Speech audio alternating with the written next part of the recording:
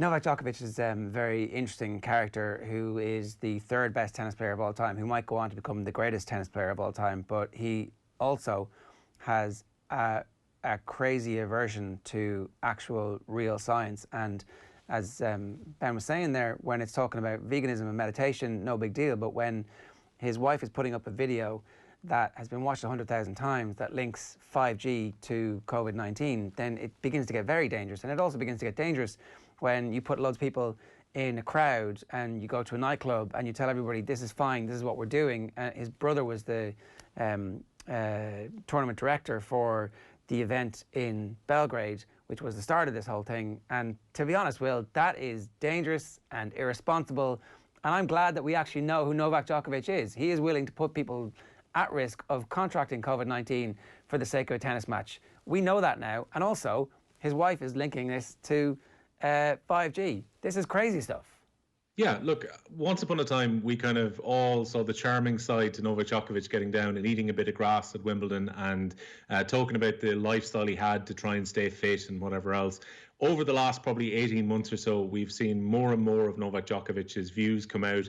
Some of the products he's been endorsing as well, this idea of, you know, positive energy being all you need for health. And he's been very anti-vax for quite some time. Kind of verging into tinfoil hat territory, particularly as you mentioned, his wife linking 5G to COVID-19, which is as out there really as it gets. And this is not kind of verging into tinfoil hat territory. This is Close Encounters of the Third Kind, building a mountain out of tinfoil in the hope that the aliens are coming. Now, obviously, they do come in Close Encounters of the Third Kind, so obviously Richard Dreyfuss was right to build that because, yeah, the aliens were literally talking to him. But there are no aliens coming to fix COVID-19. They're like, this is the most fringy tinfoil hat brigade stuff that we've seen from anybody. Yeah, and I didn't want to ascribe his wife's views directly onto him, but it's clear, obviously, you'd have those conversations at home. I'm sure it comes up at dinner when she's making videos like she has in recent times. And the thing about Novak Djokovic and his brother and the tournaments that were taking place last weekend was that there was absolutely no social distancing in place at a time when sport, particularly professional sport, has tried to be as careful as they possibly can. And Nick Kyrgios, who was very critical, is one of those guys who actually comes across well in all this, because Kyrgios is saying this is absolutely mental what they're doing. And then no surprise that 3 players contract COVID-19, including Novak Djokovic at the weekend. It's fine for Novak Djokovic to say he's extremely sorry and he didn't want to put anyone in danger, but will Novak Djokovic actually learn from this experience?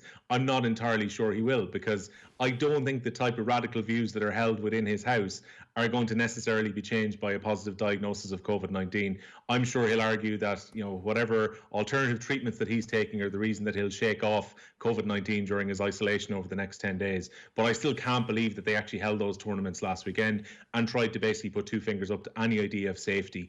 And I know Andy Murray wrapped him quite strongly in the papers yesterday, saying that this was madness what Djokovic did. Kyrgios has been very critical too. But I get the impression if Novak Djokovic had a time machine and could go back, he'd probably do exactly what he did last weekend anyway. Yeah, Richie McCormick put it really well on OTBsports.com earlier in the week. Nick Kyrgios has further settled into his role of unlikely voice of reason by hitting out at Novak Djokovic's Adria Tour.